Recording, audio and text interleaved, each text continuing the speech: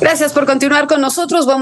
Hemos hablado de la reforma electoral, las voces a favor, las voces en contra, las críticas sobre lo mismo, si estamos en el camino de perder la democracia, incluso quien ha dicho que pues sería una catástrofe poner en manos del gobierno al Instituto Nacional Electoral y que ahora también fuese de consultas. Hay quien dice que pues perderíamos a un árbitro imparcial, que se suspendería la participación voluntaria de centenares de miles de ciudadanas y ciudadanos allí en la casilla electoral, que quieren apropiarse del INE. En fin, las voces son muchas, son varias. Bueno, pues entre líneas también se discute que podrían quitarle al INE la atribución de conformar el padrón electoral. Y eso me parece muy grave. Estaríamos probablemente en un retroceso sin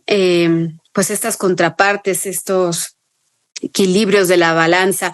Vamos a platicar justo para analizar el tema con nuestra querida Gaby Vargas, periodista y politóloga. Gaby, hago esa misma pregunta. Muy buena tarde.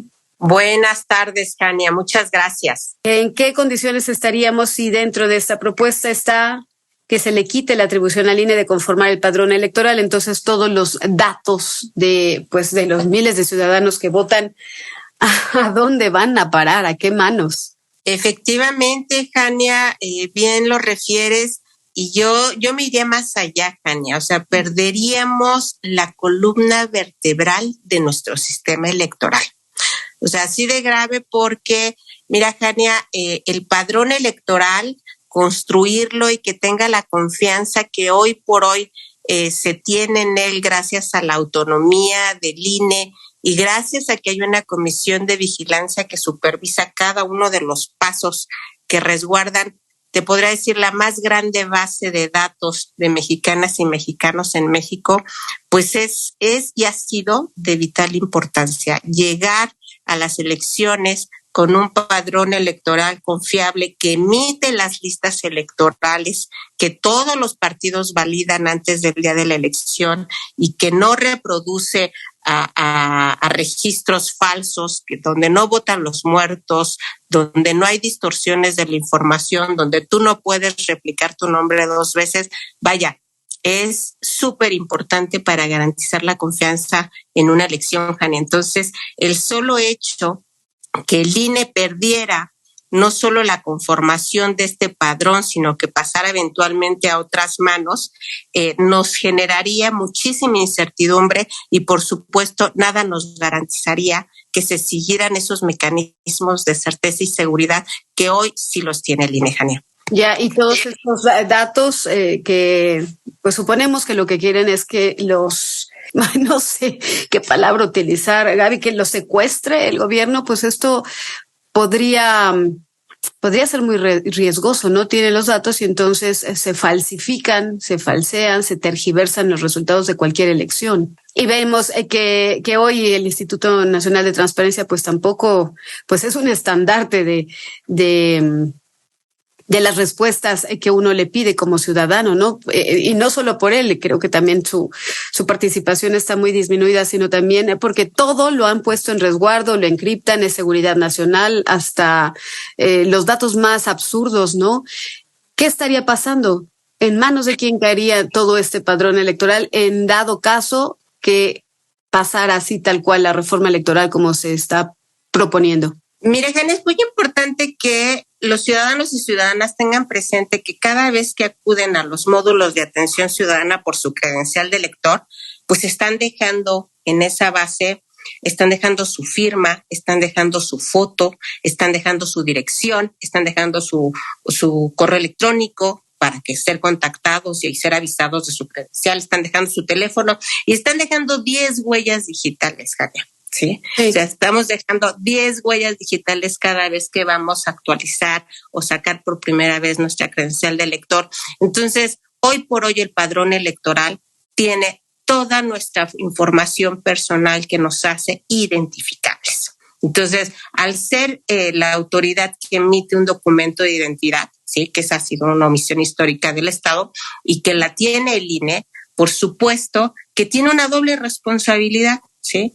tiene la responsabilidad de resguardar nuestros datos personales, que nos hace perfectamente identificables, y por otro lado tiene la gran obligación, que es netamente su atribución, de garantizar que esos datos estén actualizados y que den cuenta que quien vota es quien dice ser.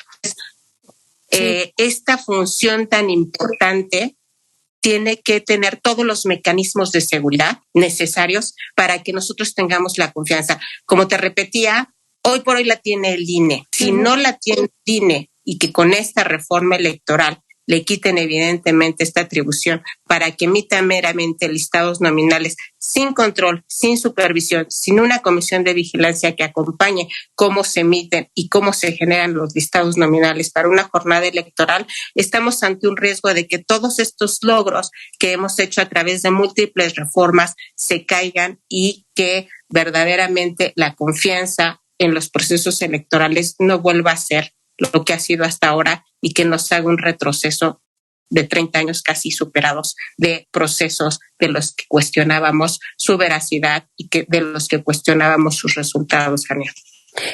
¿Podría entonces pasar estos datos, nuestro padrón, a la Secretaría de Gobernación? Pues la CONAPO sería la instancia. Pero nada más te digo, y bien lo refieres, pues la CONAPO depende de Gobernación.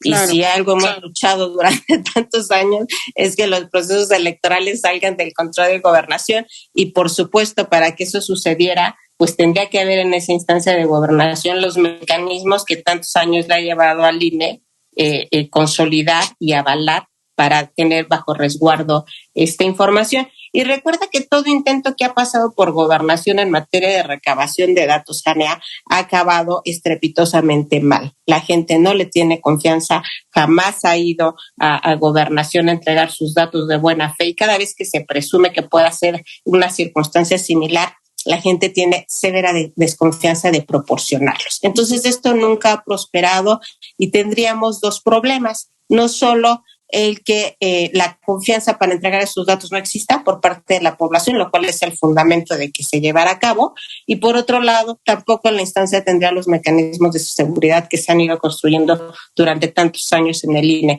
Entonces, por los dos lados perderíamos, Jania. Me parece que insisto, y lo repito nuevamente, esta propuesta de reforma, que por cierto es impulsada por el gobierno y no por partidos de oposición como ha sido históricamente, es innecesaria y nos genera más problemas de los que pretende resolver. Y por supuesto yo te diría, como eje central, que no salga el padrón electoral del INE y que lo siga manejando, porque hasta hoy ha dado garantías. También están planteando, y parece como si fuera un gran odio, más que renovar y fortalecer, que todos los inmuebles del INE pues prácticamente también pues pasen a manos ahora del instituto para devolverle al pueblo lo robado. Es que no sé cómo llamarlo, que los secuestren, que los retiren. Son 34 inmuebles entre terrenos, edificios, obras también que tienen en construcción. Me parece que ahí el valor aproximado es más de 2,000 millones de pesos. ¿Para qué quitarle todo? O sea, ¿sí de plano es decapitarlo, es enterrarlo, es fulminarlo al INE? ¿O cuál sería la intención de quitar también pues los bienes inmuebles, todos los recursos humanos y materiales? Si es destruir a este instituto, la intención del gobierno. Es desmantelar una estructura, Jania. Y mira, la verdad es que yo no acompaño en modo alguno el tema del ahorro. Verdaderamente, si hiciéramos un estudio serio de cómo se ejerce el presupuesto en nuestro país, veríamos cuántas fugas de dinero existe al respecto. La única coincidencia que tengo es que a los partidos sí se les debe recortar financiamiento, en eso sí, pero todo lo demás que tenga que ver operación del Estado, y sobre todo, y hablando de los organismos autónomos que han hecho mucho como contrapeso, ¿sí?, reducir su estructura. Claro que se pueden hacer ahorros, eso no es un problema, ¿sí? Pero desmantelar una institución autónoma, eso es otra cosa. Entonces, el argumento del ahorro económico o pretender justificar esta reforma por un tema de ahorro, personalmente yo no la compro. y creo que es el argumento más quebradizo en términos de sostenibilidad. Entonces, claro, en ese sentido, ahorro sí puede haber, por supuesto. Hay muchas áreas de oportunidad para hacerlo con el INE y con todo el aparato estatal. Si vamos a hablar de ahorro, debería de ser realmente esto global, que sí hace mucha falta. Pero no es la justificación de una reforma que de fondo lo que quiere es reducir al INE y, por supuesto, que nuestras elecciones sean fácilmente manipulables por el partido que esté en el poder, sea este cual sea. Entonces, eso sí debemos de tenerlo en la mira, Jania, y esta es la reflexión que comparto contigo y tu auditorio. Bien, pues bueno, ya veremos qué decide el Congreso, que solo el Congreso mexicano, en plena soberanía, pues decidirá si hay o no reforma electoral.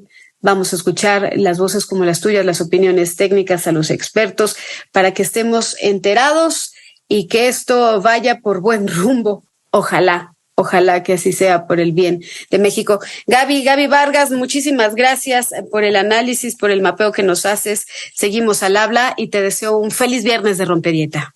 Igualmente, Jania, a ti y a tu auditorio. Un abrazo. Un abrazo, muchísimas gracias. Pausa y volvemos.